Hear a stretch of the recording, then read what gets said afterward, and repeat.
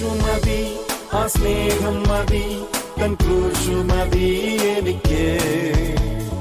യേശു മതി, തൻ ഹിതം മതി, നിത്യജീവൻ മതി എനിക്ക്. യേശു മതി, ആ സ്നേഹം മതി, തൻ ക്രൂശു മതി എനിക്ക്.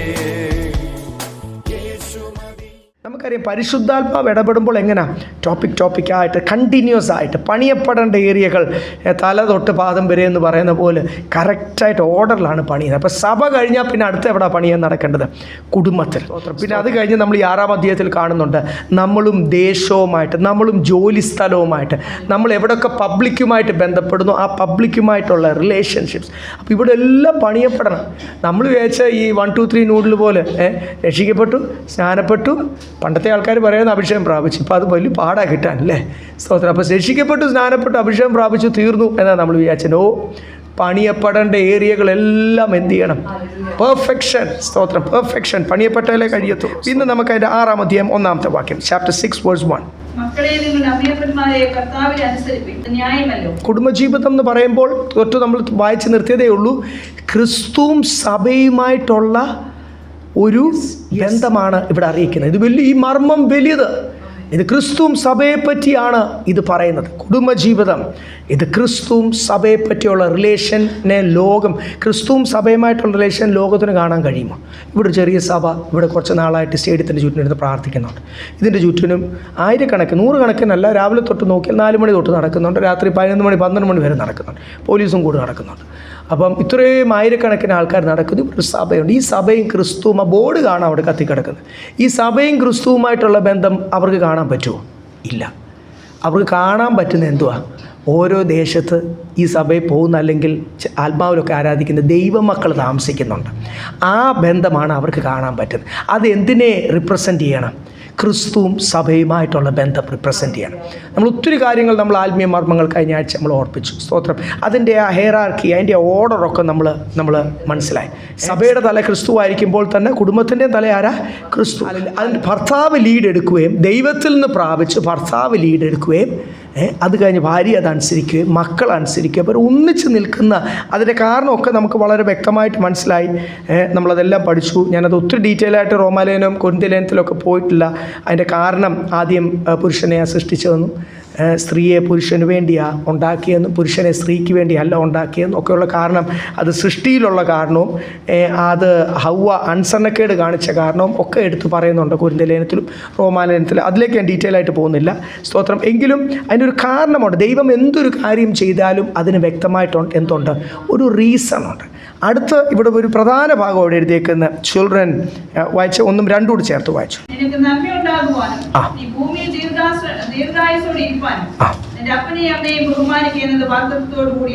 വാഗ്ദത്തോടുകൂടി ആദ്യ കൽപ്പന.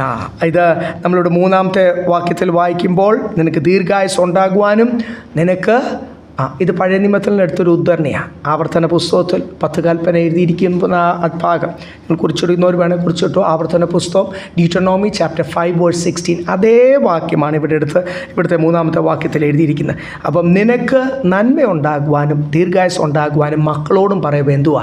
അപ്പനെയും അമ്മയും അനുസരിക്കുക. മക്കളും അനുസരിക്കുക, ഭർത്താവും ഭാര്യയും അവരെല്ലാം ആ ക്രിസ്തുവിൻ്റെ കൽപ്പനയിൽ അനുസരിക്കുക. അവിടെ ഒന്നിച്ച് ആ കുടുംബം ദൈവത്തിന് വേണ്ടി ദേശത്ത് നിൽക്കുക. എന്നിട്ട് വീണ്ടും 4-ാമത്തെ വാക്യത്തിൽ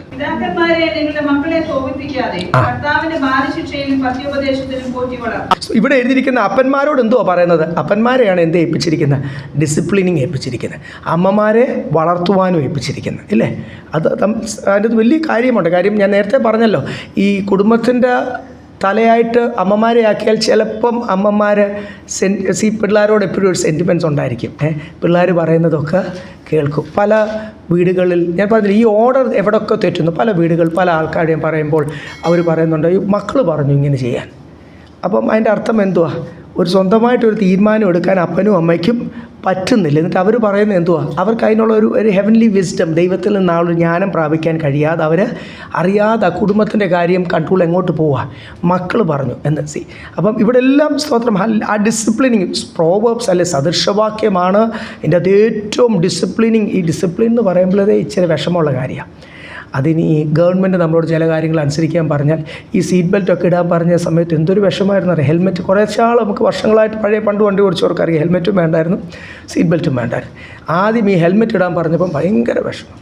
സീറ്റ് ബെൽറ്റ് ഇടാൻ പറയുമ്പോൾ ഇപ്പോഴും വിഷമമാണ്. പോലീസിനെ കാണുമ്പോൾ പലരും സീറ്റ് ബെൽറ്റൊക്കെ ഇടും, അല്ലാത്തപ്പോൾ എന്ത് ചെയ്യും, ഊരിക്കളയും. അപ്പോൾ ഈ എന്തൊരു കാര്യം ഇങ്ങനെ ചെയ്യണം എന്ന് പറഞ്ഞാൽ നമുക്ക് എന്തോ അത് വലിയ വിഷമമാണ്. പിള്ളേർ വീട്ടിൽ വരുന്നുണ്ടെങ്കിൽ പേരൻസ് എപ്പോഴും അടുക്കി വെക്കുക, അല്ലെങ്കിൽ ഓരോ കാര്യങ്ങൾ ചെയ്യുക, കുറച്ച് നേരം പ്രാർത്ഥിക്കുക. അതെന്തോ പിള്ളേർക്ക് എന്തോ വിഷമമാണ്. അല്ലെങ്കിൽ വീട്ടിലെ കാര്യങ്ങൾ ഭർത്താക്കന്മാർ ചിലപ്പം പറയുമ്പോൾ ചിലപ്പം കുടുംബത്തിന് എന്തായി തീരും, അത് നമ്മളിങ്ങനെ ഓർഡർ വേണം, കാര്യങ്ങൾ ഇങ്ങനെ വേണം, ലോകം നമ്മൾ നോക്കുന്നു, നമ്മൾ കർത്താവിൻ്റെ പ്രതിനിധികൾ, അത് വിഷമമാണ്. പക്ഷെങ്കിൽ അത് നിമിത്തം ചെയ്യാതിരിക്കാൻ പറ്റുമോ? ഇല്ല. ചെയ്യാതിരുന്നാലുള്ള കുഴപ്പം എന്തുവാ, അതും നമുക്ക് പഠിക്കണമല്ലോ. സദൃശവാക്യത്തിനകത്ത് കുഞ്ഞുങ്ങളുമായിട്ടുള്ള ബന്ധത്തിൽ പ്രോവേബ്സ് മുഴുവനും ഡിസിപ്ലിനിങ്ങാണ്. നമ്മളെപ്പോഴും പറയും പ്രോവേബ്സ് നല്ലതാണ്, നല്ല വിസ്ഡമാണെന്ന് പറയാം. വിസ്ഡം വരണമെങ്കിൽ എങ്ങനെയാണ്, ഡിസിപ്ലിനിങ്ങാണ്. നമുക്ക് സദൃശവാക്യം പെട്ടെന്ന് ചില വാക്യങ്ങൾ, 22-ാമത്തെ വാക്യം, 22:6 പ്രോവേബ്സ്. സദൃശവാക്യത്തിൽ മുഴുവൻ ഒത്തിരി വാക്യങ്ങളുണ്ട്, അതിലേക്ക് എല്ലാം പോകുന്നില്ല. ചില വാക്യങ്ങൾ ഇമ്പോർട്ടൻ്റ് വാക്യം. ഇവിടെ എന്ത് എഴുതിയിരിക്കുന്ന ചെറിയ പൈതൽ അല്ലെ ബാലൻ ചെറുപ്പക്കാരോട് അവരെ ചെറിയ പ്രായം തൊട്ട് എന്ത് ചെയ്യുക, ഉപദേശിച്ച് കഴിഞ്ഞാൽ അവരെത്ര പ്രായമായി കഴിഞ്ഞാലും അവരെന്ത് ചെയ്യത്തില്ല, മറക്കത്തില്ല. അപ്പം ഉപദേശിക്കുക.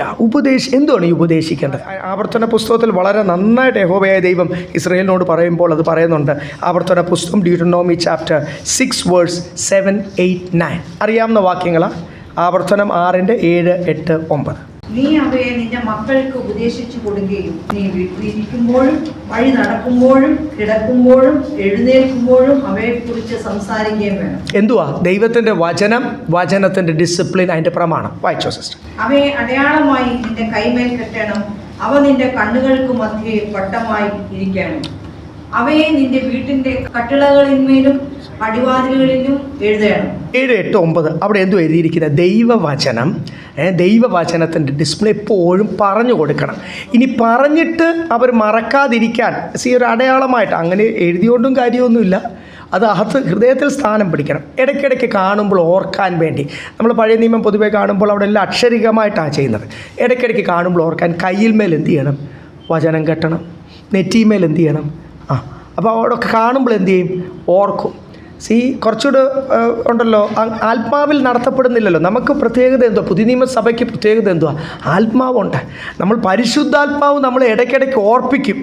മറന്നു പോകാതെ the holy spirit will bring in to remembrance എന്ന് എഴുതിയിരിക്കുന്നത്. പരിശുദ്ധാത്മാവ് സകല സത്യത്തിലും ഞങ്ങളെ വഴി നടത്തും, ഇടയ്ക്കിടയ്ക്ക് നമ്മളെ ഓർമ്മിപ്പിക്കും. അപ്പോൾ അന്ന് അവർക്ക് പരിശുദ്ധാത്മാവിൻ്റെ നിറവ് വിശ്വാസികൾക്ക് ഇല്ലാത്തതുകൊണ്ട് അവരോട് എന്തോ പറഞ്ഞിരിക്കുന്നത്, കയ്യുമേ കെട്ടണം, നെറ്റിമേ കെട്ടണം.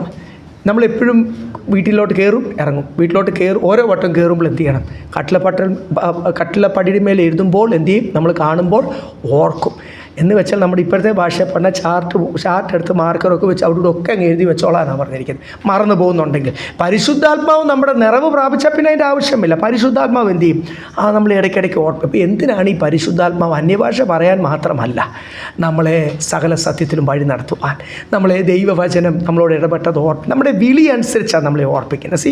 ഓരോരുത്തരെയും നമ്മുടെ വിളി അനുസരിച്ച് ഒരുക്കുവാനാണ് കാര്യസ്ഥനായിട്ട് ദൈവത്തിൻ്റെ പരിശുദ്ധാത്മാവ് നമ്മുടെ കൂടുള്ളത്. അപ്പം പരിശുദ്ധാത്മാവ് എന്നെ ഓർപ്പിക്കുന്നത് എൻ്റെ കോളിംഗ് അനുസരിച്ച്. യെശയ്യാവ് തൻ്റെ 2 മക്കൾക്കിട്ട പേര് ഞങ്ങൾക്കറിയാമല്ലോ. നമ്മൾ യെശയ്യാ പ്രവചന പുസ്തകം നേരത്തെ സഭയിൽ ഇപ്പോഴുള്ളവരല്ല, നേരത്തെ ഉള്ള പഴയ ആൾക്കാർക്ക് അറിയാം. അവിടെ വെച്ചായിരുന്നു യെശയ്യാ പ്രവചന പുസ്തകം പഠിച്ചുകൊണ്ടിരുന്നത് എല്ലാ വെള്ളിയാഴ്ചയും. അപ്പോൾ യെശയ്യാ പ്രവചന പുസ്തകമൊക്കെ പഠിച്ചപ്പോൾ നമ്മളെല്ലാവരും ഡീറ്റെയിൽ ആയിട്ട് അന്ന് പഠിച്ചത്, ഒന്നുകൂടെ നമുക്കത് പഠിക്കാം ദൈവം അനുവദിച്ചാൽ. അവിടെ 2 മക്കൾക്കും വലിയ നീളമുള്ള പേരായിട്ട് എഴുതിയിരിക്കുന്നത്, 2 ലൈനാണ്. ആ ലൈൻ അങ്ങനെയാണ് പുള്ളിയുടെ മക്കൾക്ക് താൻ പേരിട്ടത്. എന്തിനാണെന്നറിയാം, ഓരോ വട്ടവും താൻ മക്കളെ വിളിക്കുമ്പോൾ തൻ്റെ വിളി താൻ ഓർക്കും. തന്നെ വിളിച്ച വിളിയിൽ 2 വലിയ ദൗത്യം ദൈവം തന്നെ ഏൽപ്പിച്ചിട്ടുണ്ട്. അതാണ് തൻ്റെ മക്കൾക്ക് ഇട്ട പേര്. അപ്പോൾ നമ്മൾ വിചാരിക്കും ഒരു ലൈനൊക്കെ ഒരു പേരിട്ട് കഴിഞ്ഞാൽ ആ മക്കളെ ഓരോ പ്രാവശ്യം വിളിക്കാൻ എന്ത് പാടാണ്. പക്ഷേ താനത് വിളിക്കുമ്പോൾ താൻ ഓർക്കും.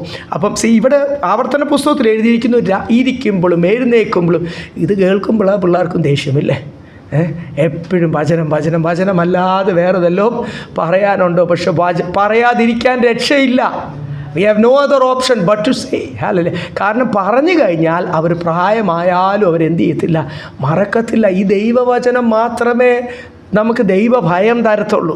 ദൈവഭയം വരുമ്പോഴാണ് നമുക്ക് ജ്ഞാനം ലഭിക്കുന്നത്. കഴിഞ്ഞ ആഴ്ച നമ്മൾ പഠിച്ചില്ലേ, ആ വാക്യങ്ങളെല്ലാം നമ്മൾ എടുത്തു. ദൈവഭയം എവിടെയൊക്കെ ബൈബിളിനകത്ത് എഴുതിയിട്ടുണ്ട്.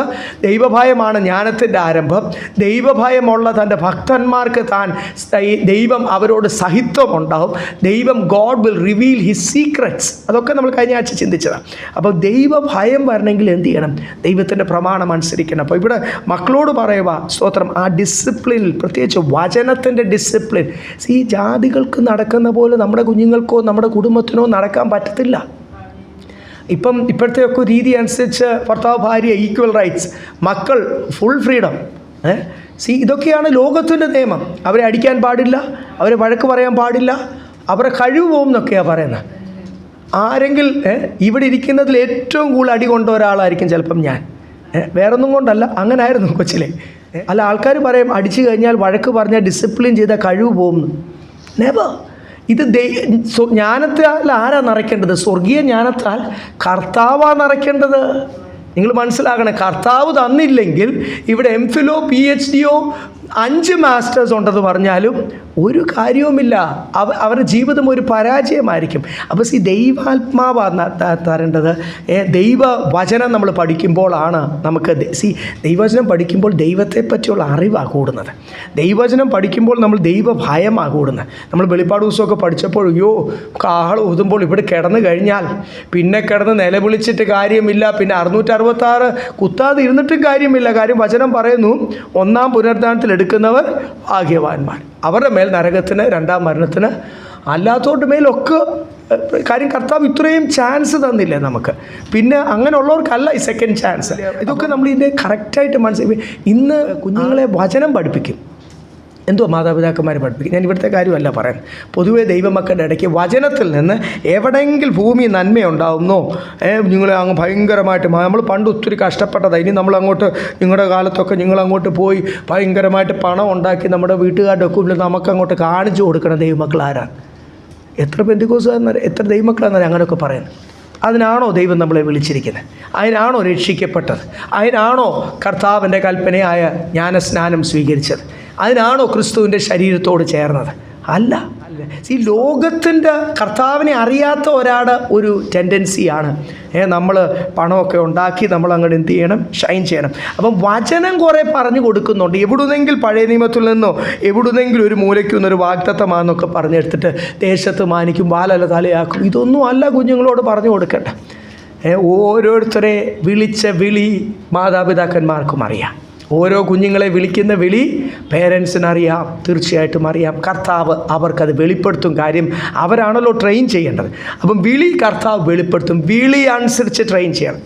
മക്കളോട് വ്യക്തമായി പറഞ്ഞു കൊടുക്കണം, വിളി അനുസരിച്ച് നീ യോഗ്യമായില്ലെങ്കിൽ നിൻ്റെ കാര്യം എന്തുവാ? പോക്കാ. അതിനൊരു മടിയൊന്നും വേണ്ട അത് പറയാൻ. അത് പറഞ്ഞില്ലെങ്കിൽ നമ്മുടെ കാര്യം എന്തുവാ? പോക്കാം. അത് അങ്ങനെയാണോ? ഞാൻ വചനത്തിൽ നിന്നാണ് പറയുന്നത്. ഇത് പറയാത്ത, ഇത് ഡിസിപ്ലിൻ ചെയ്യാത്ത മക്കളെ അവരുടെ ഫ്രീഡത്തിന് വിട്ട ഒരു ഏലി പുരോഹിതനെ നിങ്ങൾക്ക് അറിയാമല്ലോ. അറിയാമോ? ആ ഏലി പുരോഹിതൻ്റെ കാര്യം ഒന്ന് വായിച്ച്. 1 ശമൂവേൽ 3-ാം അധ്യായം. ഞാൻ ഇന്നലെ ഞാൻ ആ ഭാഗം ഒന്ന് എടുത്തൊന്ന് വായിച്ചപ്പോൾ വ്യക്തമായിട്ട് അവിടെ എഴുതിയിട്ടുണ്ട്. 1 ശമൂവേൽ 3-ാം അധ്യായം 13-14. 1 Samuel 3:13 and 14. ദൈവദൂഷണം പറയുന്ന അകൃത്യം അവൻ അറിഞ്ഞിട്ടും അവരെ ശാസിച്ചമർത്തായതുകൊണ്ട് ഞാൻ അവന്റെ ഭവനത്തിന് എന്നേക്കും ശിക്ഷ വിധിക്കുമെന്ന്, ഞാൻ അവന്റെ കുടുംബത്തിന്, അവന്റെ ഭവനത്തിന് എന്നേക്കും ശിക്ഷ വിധിക്കുമെന്ന് യഹോവയായ ദൈവമാണ് കൽപ്പിക്കുന്നത്. ഒന്നുകൂടെ ബാക്കിയോട് വായിച്ച്. ഏലിയുടെ ഭവനത്തിന്റെ അകൃത്യത്തിന് യാഗത്താലും വഴിപാടിനാലും ഒരു നാളും പരിഹാരം വരികയില്ല എന്ന് ഞാൻ ഏലിയുടെ ഭവനത്തോട് സത്യം ചെയ്തു. ഇനി അടുത്ത ഒരു കാര്യം കൂടി എൻ്റെ യഹോവയായ ദൈവം, എൻ്റെ വലിയവനായ ദൈവം അങ്ങ് സത്യം ചെയ്തു. ഏലിയുടെ ഭവനത്തിന് ഒരു വിടുതലിനായി ഇനി എത്ര യാഗം കഴിച്ചാലും ഒരു കാര്യവുമില്ല, ഞാൻ അവരെ കുറവ് ക്ഷമിക്കത്തില്ല. ഒന്ന്, ആയുസ്സിൽ ആ കുടുംബം നന്നാകത്തില്ല എന്ന് കർത്താവ് തൻ്റെ ക്രോധത്തിൽ എന്ത് ചെയ്തു? സത്യം ചെയ്തു. രണ്ടാമത്തെ സത്യം കർത്താവ് ചെയ്യുക, എത്ര യാഗം കഴിച്ചാലും, എന്ന് വെച്ചാൽ നമ്മുടെ ഭാഷയിൽ പറഞ്ഞാൽ എത്ര പ്രാർത്ഥിച്ചാലും ആ പ്രാർത്ഥന കേൾക്കത്തില്ല, കുടുംബത്തിന് വിടുതലില്ല. കുടുംബത്തെ തള്ളിക്കളഞ്ഞു എന്നല്ലേ എൻ്റെ അർത്ഥം. ആരാ ഏലി പുരോഹിതൻ? ഇസ്രായേലിൻ്റെ അഭിഷക്തനായ പുരോഹിതൻ, മഹാപുരോഹിതൻ. ആ കാലത്തെ ശ്രേഷ്ഠ പുരോഹിതനാ ഏലി. ഏലിയാണ് മറ്റുള്ളവരുടെ പാപത്തിന് മറ്റുള്ളവരെ ഉപദേശിക്കേണ്ടത്, മറ്റുള്ളവരെ ദൈവത്തിങ്കിലേക്ക് നടത്തേണ്ടത്, ദൈവത്തിൻ്റെ മനുഷ്യൻ്റെ ഇടയ്ക്ക് നിന്ന് ആ കാലഘട്ടത്തിൽ ശുശ്രൂഷ ചെയ്യേണ്ട ഒരു അഭിഷക്തൻ. സാധാരണ വിശ്വാസിയല്ല. എന്നിട്ട് പോലും ആ അഭിഷക്തൻ ചെയ്ത തെറ്റെന്തുവാ? മക്കൾ ദൂഷണം പറയുന്നു, മക്കൾ തെറ്റ് ചെയ്യുന്നു. എന്ന് വെച്ചാൽ ആലയത്തിന് നിങ്ങൾക്കറിയാമല്ലോ, ആലയ മാംസങ്ങൾ എടുത്തുകൊണ്ട് പോകുന്നു, നല്ലത് എടുത്തുകൊണ്ട് പോകുന്നു, അവർക്ക് വേണ്ടതൊക്കെ അവരെടുത്തുകൊണ്ട് പോകുന്നു. മക്കളല്ലേ, മക്കൾ നന്നാകട്ടെ എന്ന് വിചാരിച്ച് ആലയത്തിൻ്റെ ശുശ്രൂഷയുടെ രീതിയൊക്കെ ഒന്ന് മാറിയാലും കുഴപ്പമില്ല, മക്കൾ നന്നാട്ടെ, അവർ ഇറച്ചിയൊക്കെ തിന്ന് നന്നാകട്ടെ. എന്നിട്ട് നന്നായോ? ഇവിടെ യാഗം കഴിക്കുന്നതിൻ്റെ ഇടയ്ക്ക് അവർക്ക് വേണ്ട ഇറച്ചി അവരെന്ത് ചെയ്യും? വന്ന് ഇതിൻ്റെ ഇടയ്ക്കൊന്നും ഒരു ദൈവഭയവും ഇല്ലാതെ വന്ന് എടുത്തുകൊണ്ട് പോകും. പല പരിപാടിയും ദൂഷണം പറയും. ഇതെല്ലാം കേട്ടിട്ട് ഏലി, രണ്ട് കാരണത്താലായിരിക്കും. ചിലപ്പം ഏലി ചിന്തിച്ച് കാണും അവർ വലുതായി, ഇനി അവരോട് പറഞ്ഞു കഴിഞ്ഞാൽ അവർ തിരിച്ചിങ്ങോട്ട് റിയാക്ട് ചെയ്യുന്നേ, പറഞ്ഞാൽ കേൾക്കത്തില്ലെന്ന് വിചാരിച്ചായിരിക്കാം. പക്ഷേ ശിക്ഷ കിട്ടിയത് ആർക്കാ?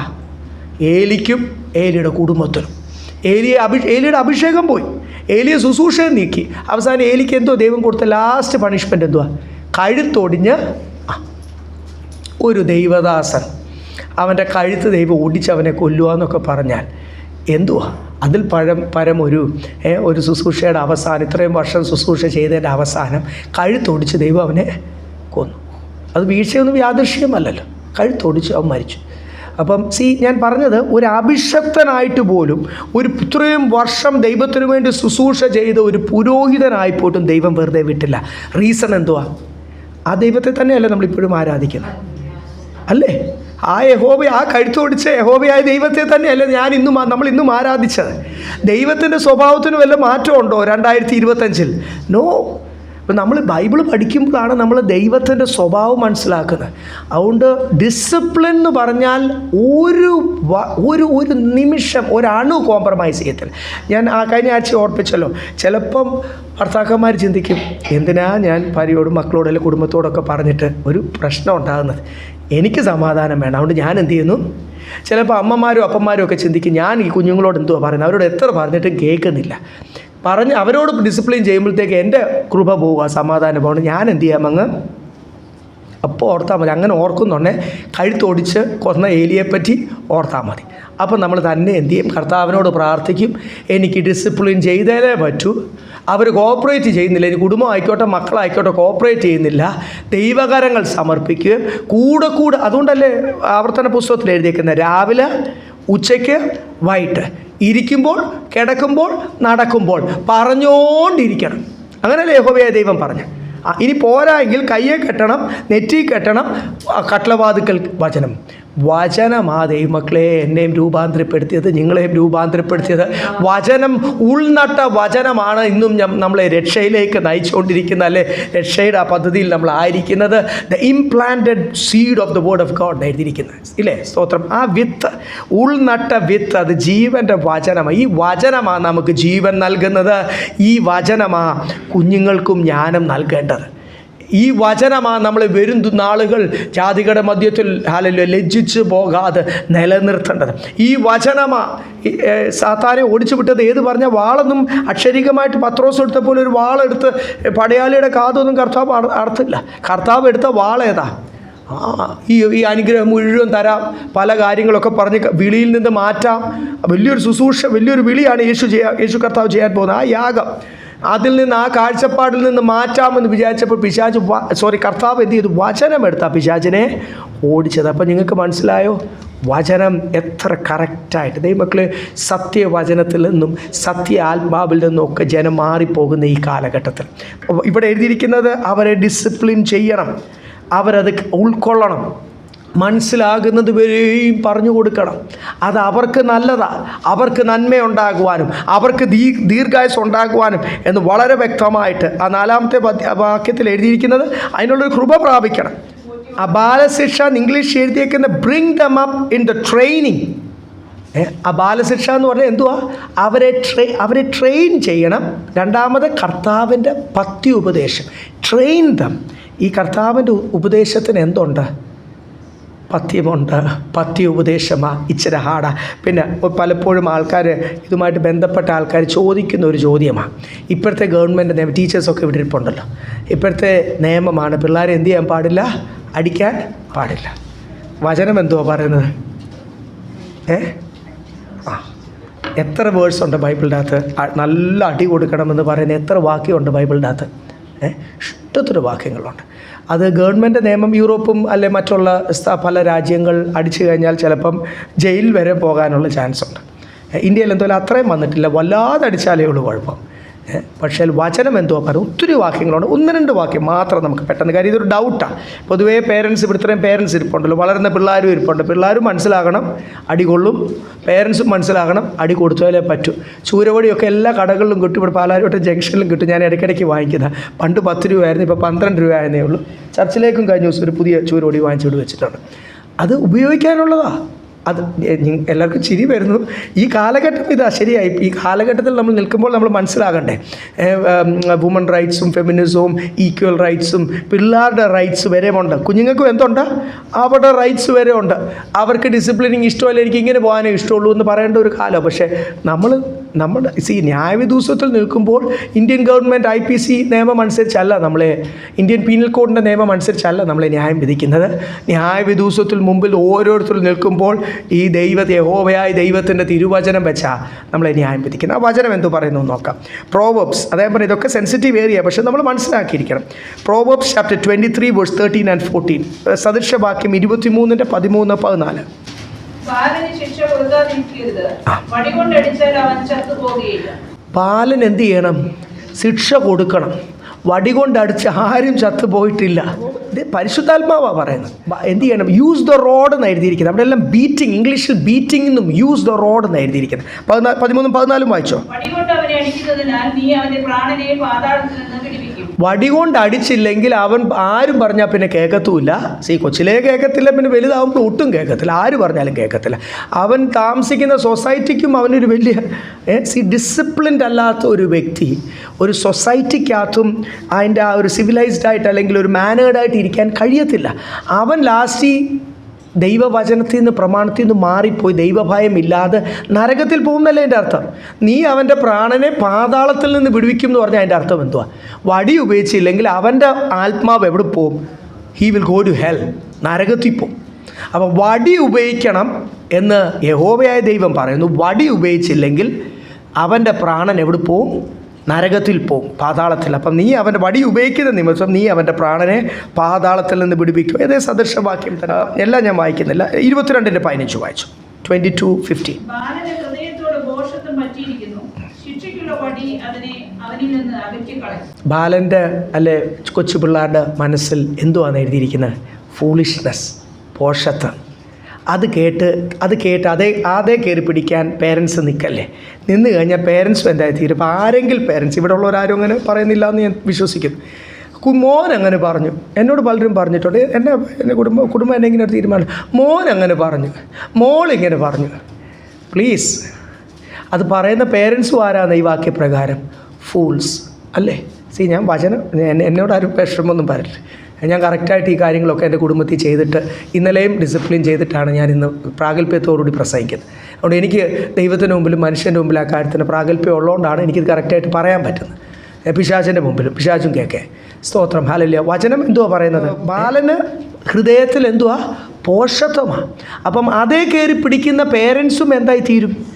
പോഷന്മാരായി തീരും. അപ്പം ഞാൻ പറഞ്ഞില്ലേ, ഭർത്താക്കന്മാർ ദൈവത്തിൽ നിന്നൊരു ജ്ഞാനം പ്രാപിച്ച് അത് കുടുംബത്തെ ഡിസിപ്ലിൻ ചെയ്യും. അമ്മമാരും അതിനൊരു ജ്ഞാനം പ്രാപിച്ച് കുഞ്ഞുങ്ങളെ ഡിസിപ്ലിൻ ചെയ്യുക. ഇതെല്ലാം അതിൻ്റെ ആ ഓർഡർ. അങ്ങനെ ഉണ്ടാകുന്ന ഒരു കുടുംബത്തിൽ ആരുണ്ടാവും? ക്രിസ്തു ഉണ്ടാവും. അങ്ങനെയുള്ളവർ കൂടുന്ന സഭ, അതിൻ്റെ തലയാണ് ക്രിസ്തു. അടിസ്ഥാനം, ഫൗണ്ടേഷൻ ഇപ്പോൾ ഇതിൻ്റെ അകത്ത് ഈ ഓർഡറിൽ ഇപ്പോൾ ഫൗണ്ടേഷൻ മക്കളായിട്ടാണ് വന്നിരിക്കുന്നത്. എന്ന് വെച്ചാൽ ഏറ്റവും താഴത്തെ സ്റ്റോൺ മക്കളായിട്ടാണ് വന്നിരിക്കുന്നത്. അപ്പം മക്കൾ തൊട്ട് ആ ഭാര്യ, ഭർത്താവ്, കുടുംബം, ദേശത്ത് സ്തോത്രം. അങ്ങനെയുള്ള കുടുംബങ്ങൾ ഒന്നിച്ചു കൂടുന്ന സഭ, അല്ലാതെ ഒരു സ്ഥലം, ഒരു ഹാൾ, കുറച്ച് പേര് 50 പേര് കൂടുന്നു, 100 പേര് കൂടുന്നു എന്നല്ല. വചനപ്രകാരം പണിയപ്പെട്ട കുടുംബങ്ങൾ കൂടുമ്പോഴാണ് ആത്മാവിൻ്റെ തീയാൽ നമ്മൾ കത്തുന്നത്. സ്തോത്രം. പരിശുദ്ധാത്മാ, അവിടാണ് ദൈവപ്രവൃത്തി ഉണ്ടാകുന്നത്, അവിടാണ് യഹോവയായ ദൈവം ഇറങ്ങി വരുന്നത്. അപ്പം ഡിസിപ്ലിനിങ് വചനത്തിൻ്റെ അകത്ത് എല്ലായിടത്തും എഴുതിയിട്ടുണ്ട്. അല്ലെങ്കിൽ ഒത്തിരി വാക്യമുണ്ട്.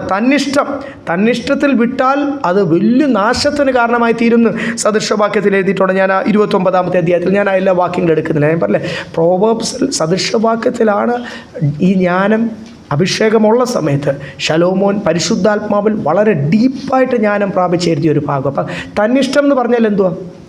സ്വന്തം ഇഷ്ടം. കുഞ്ഞുങ്ങളെ സ്വന്തം ഇഷ്ടത്തിൽ അവർ പറഞ്ഞു ഇങ്ങനെ പോകണം, അതുകൊണ്ട് അങ്ങ്. അപ്പോൾ കുഞ്ഞുങ്ങളെ സ്വന്തം ഇഷ്ടത്തിൽ വിട്ടുകഴിഞ്ഞാൽ എന്ത് സംഭവിക്കും? അവരുടെ ജീവിതത്തിൽ വലിയ നാശമാവും. വടി ഉപയോഗിച്ചില്ലെങ്കിൽ അവരുടെ പ്രാണൻ നരകത്തിൽ പോകും.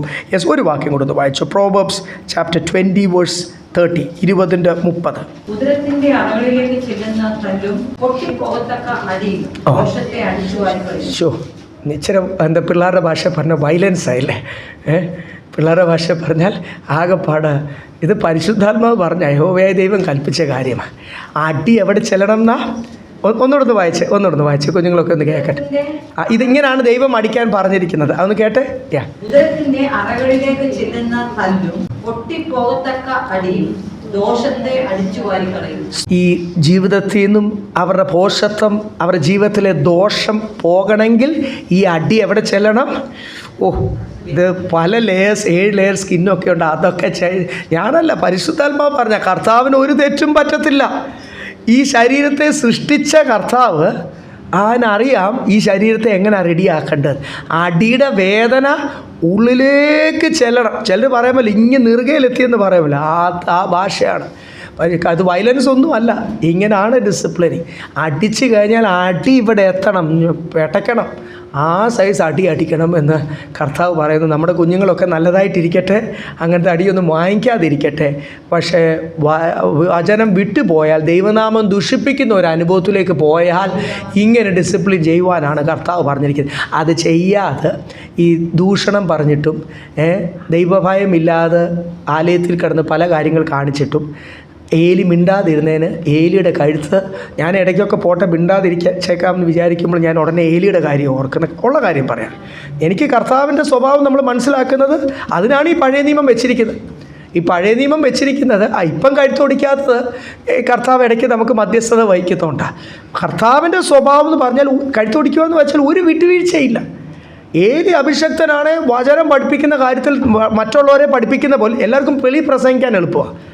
വെളിയിൽ പ്രസംഗിക്കാനും പ്രബോധനം പറയാനൊക്കെ എഴുന്നേറ്റ് നിന്ന് കഴിഞ്ഞാൽ എല്ലാവർക്കും പറയാം. വീട്ടിൽ വരുമ്പോഴാണ് പ്രോബ്ലം. നമ്മൾ പിന്നെയും വീട്ടിൽ വേണ്ടേ? വീട്ടിൽ ഇവരോടൊക്കെ അല്ലേ താമസിക്കേണ്ടത്. ഒരു സമാധാനം, നമ്മളെല്ലാവരും പ്രത്യേകിച്ച് മലയാളികൾ ഒരു സമാധാനം ആഗ്രഹിക്കുന്നവരാണ്. സമാധാനത്തിൽ തന്നെ സമാധാനം അല്പം പോയാലും സമാധാനം തിരിച്ചു തരുന്നത് ആരാ? കർത്താവ്. ഡിസിപ്ലിനിങ്ങിന് ഒരു കുറവും വരുത്തണ്ട. നമ്മൾ വചനം പറഞ്ഞുകൊണ്ടിരിക്കുക, രാവിലെ ഉച്ചയ്ക്ക് വൈകിട്ട്. അത് പറയുവാനും പിള്ളേർക്ക് മനസ്സിലാകുന്ന രീതിയിൽ പറയുവാനും ഒക്കെ കൃപ പ്രാപിക്കാമെന്ന് മാത്രമേ ഉള്ളൂ. പറയാതിരുന്ന് കഴിഞ്ഞാൽ കർത്താവ് ആക്ഷൻ എടുക്കും. ഏലിയുടെ ജീവിതത്തിൽ മനസ്സിലായില്ലേ? അതുകൊണ്ട് സ്തോത്രം. വചനം അവരെ ഡിസിപ്ലിൻ ചെയ്യുവാൻ തന്നെ കർത്താവ് നമ്മളെ സഹായിക്കട്ടെ. എബ്രായ ലേഖനത്തിലൊക്കെ എഴുതിയിട്ടുണ്ട്. അവിടെയൊക്കെ എഴുതിയിരിക്കുന്ന യഹോവയായ ദൈവം ബാലശിക്ഷ നൽകും. ബാലശിക്ഷയ്ക്ക് നീ മുഷിയല്ല. എബ്രായത്തിലൊക്കെ എഴുതിയിരിക്കുന്ന ബാലശിക്ഷ അടി കൊള്ളുമ്പോൾ നീ എന്ത് ചെയ്യില്ല? മടുത്തു പോകലും. അടി കൊള്ളുമ്പോൾ ദൈവം അടിക്കുന്നവനാണ്. ദൈവം അടിച്ചിട്ടാണ് നമ്മളോട് പറയുന്നത് എന്തുവാ? അടിക്കാൻ. എബ്രായലേഖനം 12-ാം അധ്യായം നിങ്ങൾക്ക് അറിയാവുന്ന വാക്യം എന്നോട് എടുക്കുന്നത് 5 തൊട്ട് 8 വരെ പിന്നീട് വായിച്ചാൽ മതി. അവിടെ എഴുതിയിരിക്കുന്ന അടി കൊള്ളുമ്പോൾ എന്ത് ചെയ്യില്ല? ഡോണ്ട് ബി ടയേർഡ്, അല്ലെങ്കിൽ മുഷിഞ്ഞു പോകല്ല, ട്രബിൾഡ് ആയി തീരല്ല. അത് അടിക്കുന്ന നല്ലതിനാണ്. അടി കൊണ്ടില്ലെങ്കിൽ നീ മക്കളല്ല, നീ ആരാ? അപ്പന് ജനിച്ചവനല്ല. ഇല്ലെജിറ്റിമേറ്റ് ചിൽഡ്രൻ, കൗലിടേന എന്നൊക്കെ വ്യക്തമായിട്ട് എഴുതിയിരിക്കുന്ന ഭാഗം. ഇനി ആകപ്പാട് എല്ലാവരും ഒരു ടെൻഷനില്ല. ആ ഭാഗം വിട്ട് അടുത്ത വാക്യത്തിലേക്ക് നമുക്ക് പോകാം. ഡിസിപ്ലിനിങ് ചെയ്താലേ പറ്റൂ. അതെങ്ങനെ ചെയ്യണം എന്നുള്ള ജ്ഞാനവും കൃപയൊക്കെ നമ്മൾ എന്ത് ചെയ്യണം? പേരൻസ് ദൈവത്തിൽ നിന്ന് പ്രാപിക്കണം. നമ്മൾ ഒരു പ്രായം വരെയും അവരെ ഡിസിപ്ലിൻ ചെയ്ത് ഡിസിപ്ലിൻഡായ നല്ലൊരു വിശ്വാസിയാക്കി അവരൊരു കുടുംബജീവിതത്തിലേക്ക് അയച്ചാൽ അവരുടെ കുടുംബം എന്തായിത്തീരും? ഒരു മാതൃകയായി തീരും ആ ദേശത്ത്. എനിക്ക് പലപ്പോഴും ഇപ്പം പേരൻസിന് ഊന്നൽ കൊടുക്കുന്ന പഠിപ്പിച്ച് എവിടെയെങ്കിലും ഒരു ദേശത്തോട്ട് മൈഗ്രേറ്റ് ചെയ്യുവാനോ പഠിത്ത നിമിത്തം അങ്ങ് വിടാനോ അത് നിമിത്തം അല്ലെങ്കിൽ ജോലി നിമിത്തം വിടാനോ ചെല്ലുന്ന ദേശത്ത് അവർക്ക് കർത്താവിൻ്റെ സാക്ഷിയായി തീരുവാൻ കഴിയത്തില്ല. അതുകൊണ്ട് നന്നായിട്ട് ഡിസിപ്ലിൻ ചെയ്യണം. പ്രായമാവുന്നവരെ അവർ മറക്കത്തില്ല. അഞ്ചാമത്തെ വാക്യം. ദാസന്മാരെ ജഡപ്രകാരം യജമാന്മാരായവരെ ക്രിസ്തുവിനെ പോലെ തന്നെ ഹൃദയത്തിന്റെ ഏകാഗ്രതയിൽ ഭയത്തോടും വിറയലോടും കൂടെ അനുസരിപ്പിക്കും. അടുത്തൊരു കാര്യം ഇവിടെ എഴുതിയിരിക്കുന്നത് യജമാന്മാരെ ദാസന്മാർ. യജമാനൻ എന്ന് പറയുമ്പോൾ 9ാമത്തെ വാക്യം തൊട്ട് എഴുതിയിട്ടുണ്ട്, ഇവിടെ ദാസന്മാർ. അപ്പം ഇത്രയും 5-ാം അധ്യായത്തിൽ മുഴുവൻ സഭ എങ്ങനെ ആയിരിക്കണം, 5-ാം അധ്യായത്തിൻ്റെ അവസാനം വരുമ്പോൾ ഭർത്താക്കന്മാർ ഭാര്യമാരെങ്ങനെ ആയിരിക്കണം, 6-ാം അധ്യായത്തിൻ്റെ തുടക്കത്തിൽ കുഞ്ഞുങ്ങൾ എങ്ങനെ ആയിരിക്കണം. അപ്പം കംപ്ലീറ്റ് ആയല്ലോ, കുടുംബം കംപ്ലീറ്റ് ആയി. കുടുംബം കൂടുന്ന സഭ എങ്ങനെയായി. ഇനി അടുത്തൊരു കാര്യമാണ് നമ്മൾ ജോലി സ്ഥലത്ത് എങ്ങനെ ആയിരിക്കണം. എല്ലാവരും ജോലി ചെയ്യണമല്ലോ, എല്ലാവരും ജോലി ചെയ്യുന്നുണ്ട്. ഞാനും ചില കാര്യങ്ങളൊക്കെ എന്നെ സപ്പോർട്ട് ചെയ്യാൻ വേണ്ടി നല്ലപോലെ അധ്വാനിക്കുന്നുണ്ട്. അപ്പോൾ ജോലി ചെയ്യാത്തവൻ എന്ത് ചെയ്യില്ലെന്നാണ് എഴുതിയിരിക്കുന്നത്, ആഹാരം കഴിക്കില്ലെന്നാണ് എഴുതിയിരിക്കുന്നത്. അപ്പോൾ ജോലി ചെയ്യാതിരിക്കാൻ കർത്താവ് അനുവദിക്കുന്നില്ല.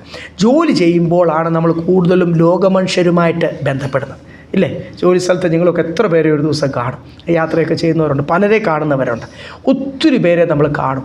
അപ്പോൾ ആ ജോലി സ്ഥലത്ത് യജമാനന്മാർക്കുള്ള ഓർഡറും കൊടുത്തിട്ടുണ്ട്, ദാസനുള്ള ഓർഡറും കൊടുക്കുന്നുണ്ട്. ദാസൻ എന്ന് പറഞ്ഞാൽ വേറെ ഒന്നുമല്ല, അന്നത്തെ കാലത്ത് ബോൺ സെർവൻസ് ഒക്കെ ഉള്ളൊരു കാലഘട്ടമാണ് നമ്മളുമായിട്ടുള്ള ബന്ധത്തിൽ. ഇന്നത്തെ കാലത്ത് അങ്ങനെ ബോൺ സെർവൻസ് അടിമകളൊന്നും ഇല്ലല്ലോ. ഇന്നത്തെ കാലത്ത് നമ്മളെല്ലാം ജോലി ചെയ്യുമ്പോൾ നമ്മുടെ മേളിലൊരു സൂപ്പർവൈസറുണ്ട്, നമ്മുടെ മേളിലൊരു ബോസുണ്ട്. അല്ലെങ്കിൽ നമ്മൾ കമ്പനിയുടെ ബോസ് ആയിരിക്കണം. എന്നാലും നമ്മൾ മറ്റുള്ള ക്ലയൻസിന് വേണ്ടി വർക്ക് ചെയ്യുമ്പോൾ നമുക്ക് ഇഷ്ടമുള്ള രീതി ചെയ്യാൻ പറ്റില്ല, അവർ പറയുന്ന പോലെ ചെയ്യണം. അപ്പോൾ അവിടെ ഒക്കെ എന്തുണ്ട്, ഒരു വിശ്വസ്തത പാലിക്കേണ്ടത് ആവശ്യമുണ്ട്. അവിടും നമ്മൾ ദൈവത്തിന്, ഞാൻ സേവിക്കുന്ന ദൈവം ആരാ എന്ന് അവരെ ഞാൻ അറിയിക്കണം. ഞാൻ പലയിടത്ത് ഞാൻ എൻ്റെ ജോലി സ്ഥലത്ത് ഞാൻ ആരുമായിട്ടൊക്കെ ജോലി നിമിത്തം ഇടപെടുന്നോ, ഞാൻ സേവിക്കുന്ന യേശുവിൻ്റെ സ്വഭാവം, I should reflect that character.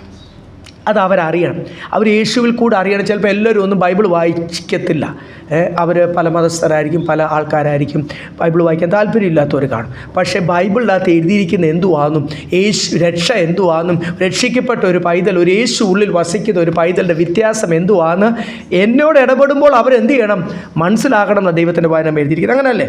അതുകൊണ്ട് 5-ാമത്തെ വാക്യം വായിച്ച് ജോലി സ്ഥലത്ത് എങ്ങനെ ആയിരിക്കണം? ദാസന്മാരെ ജഡപ്രകാരം യജമാന്മാരായവരെ ക്രിസ്തുവിനെ പോലെ തന്നെ ഹൃദയത്തിന്റെ ഏകാഗ്രതയിൽ ഭയത്തോടും വിറയലോടും കൂടെ അനുസരിപ്പിക്കും. അത്രയൊക്കെ ആവശ്യമുണ്ടോ? വചനം പറയുന്നു ആവശ്യമുണ്ട്. നമ്മുടെ മേലുള്ള ബോസ്, നമ്മുടെ മേലുള്ള ക്ലയൻസ്, അല്ലെ ആർക്ക് വേണ്ടി ജോലി ചെയ്യുന്നു, അവരെ ക്രിസ്തുവിനെ പോലെ തന്നെ എന്ത് ചെയ്യണം, ഭയപ്പെടുകയും അനുസരിക്കുകയും. അവിടെ എല്ലാം ആ അനുസരണവും ഭയവും ബഹുമാനവും ഒക്കെ വേണം. അങ്ങോട്ടും ഇങ്ങോട്ടും ആ സ്നേഹവും ബഹുമാനവും. അല്ലാതെ ഞാൻ ജോലി ചെയ്യുന്നു എങ്ങനെയെങ്കിലും 30 ദിവസം നമ്മൾ 1-ാം തീയതി ശമ്പളം കിട്ടുമല്ലോ, ശമ്പളത്തിന് വേണ്ടിയല്ല നമ്മൾ ജോലി ചെയ്യുന്നത്. അവിടെ ഒരു വിശ്വസ്തത വേണം, അവിടെ ഒരു സത്യം വേണം, അവിടെ ഒരു അനുസരണം വേണം. എന്നിട്ട് 6-ാമത്തെ വാക്യം, മനുഷ്യനെ പ്രസാദിപ്പിക്കുന്നവരെ പോലെ ദൃഷ്ടിസേവയാലല്ല, ക്രിസ്തുവിന്റെ ദാസന്മാരെ പോലെ ദൈവേഷ്ടം മനസ്സോടെ ചെയ്തു. ഈ ജോലി സ്ഥലത്ത് ഇത്രയും ഫെയ്ത്ത്ഫുൾ ആകണം എന്ന് ഈ വചനം പറയുന്നു, ഇല്ലേ?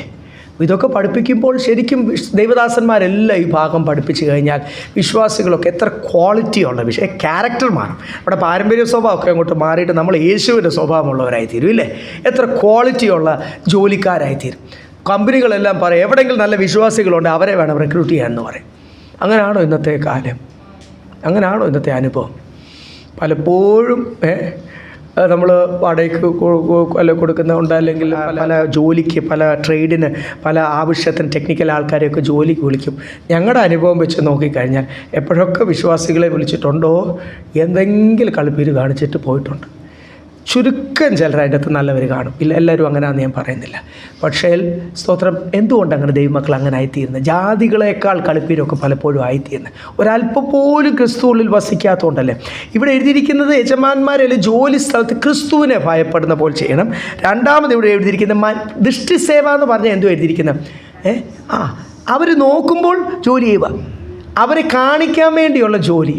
അങ്ങനെ ആയിത്തീരല്ല. അതിൻ്റെ കാരണം പറയുന്നത് ആരെ ഭയപ്പെടുന്ന പോലെ ക്രിസ്തുവിനെ ഭയപ്പെട്ട് ക്രിസ്തുവിന് വേണ്ടി എങ്ങനെ ഒരു ജോലി ചെയ്യുന്നോ അങ്ങനെ വേണം കമ്പനി ജോലി ചെയ്യാൻ. As you doing for Christ. അപ്പോൾ എത്രത്തോളം ആത്മാർത്ഥതയോടുകൂടി, എത്രത്തോളം വിശ്വസ്തമായിട്ട് ചെയ്യണം. കാര്യം അടുത്ത വാക്യത്തിൽ ഇത് കൂലി തരുന്നത് ആ മനുഷ്യനല്ല, നിനക്ക് കൂലി തരുന്നത് ആരാ? ദൈവമാണ്. അതാണ് അതിൻ്റെ മർമ്മം. അടുത്ത വാക്യം വായിച്ച്. ക്രിസ്തുവിന്റെ ദാസന്മാരെ പോലെ ദൈവേഷ്ടം മനസ്സോടെ ചെയ്തു. മനുഷ്യരെയല്ല കർത്താവിനെ തന്നെ പ്രീതിയോടെ സേവിച്ചുകൊണ്ട് അനുസരിച്ചു. ഇവിടെ എല്ലാം എഴുതിയിരിക്കുന്ന മനുഷ്യന് വേണ്ടി അല്ല നീ ജോലി ചെയ്യുന്നത്. നീ ആ ജോലി ചെയ്യുന്നത് കർത്താവിന് വേണ്ടി എന്ന പോലെ ചെയ്യണം, ഭയത്തോടു ചെയ്യണം. 6-ാമത്തെ വാക്യത്തിൽ പറഞ്ഞു know the will of God. നീ ദൈവത്തിൻ്റെ ഇഷ്ടം അറിഞ്ഞ് നിന്നെ എന്തുകൊണ്ട് ദൈവം ആ കമ്പനിയിലാക്കിയിരിക്കുന്നു. കഴിഞ്ഞ ദിവസങ്ങൾ കുഞ്ഞുങ്ങളൊക്കെ എന്ത് ചെയ്യുക, പല ഇൻ്റർവ്യൂ ഒക്കെ അറ്റൻഡ് ചെയ്ത് പുതിയ കമ്പനിയിലൊക്കെ ജോലി കിട്ടിയില്ലേ, വലിയ സന്തോഷത്തിലാണ്. വലിയ കമ്പനിയിലൊക്കെ ജോലി കിട്ടിയ സന്തോഷത്തിലാണ്. നമ്മൾ ഏത് കമ്പനിയിലോട്ട് പ്ലേസ് ചെയ്താലും നമ്മൾ ജഡത്തിൽ ചിന്തിക്കുന്ന ശമ്പളം കൂടുതൽ കിട്ടിയല്ലോ, അല്ലെ പൊസിഷൻ കൂടിയല്ലോ, ഡെസിഗ്നേഷൻ കൂടിയല്ലോ, ഇതൊക്കെയാണ് നമുക്ക് ജഡത്തിൽ പെട്ടെന്ന് ചിന്തയാണ്. എൻ്റെ പൊസിഷൻ കൂടിയല്ലോ. കർത്താവാണ് നമ്മളെ ഓരോ സ്ഥലത്താക്കുന്നത്, ഓരോ ജോലിക്കാക്കുന്നത്, അല്ലാത്തത് അവിടെ കിട്ടത്തില്ല.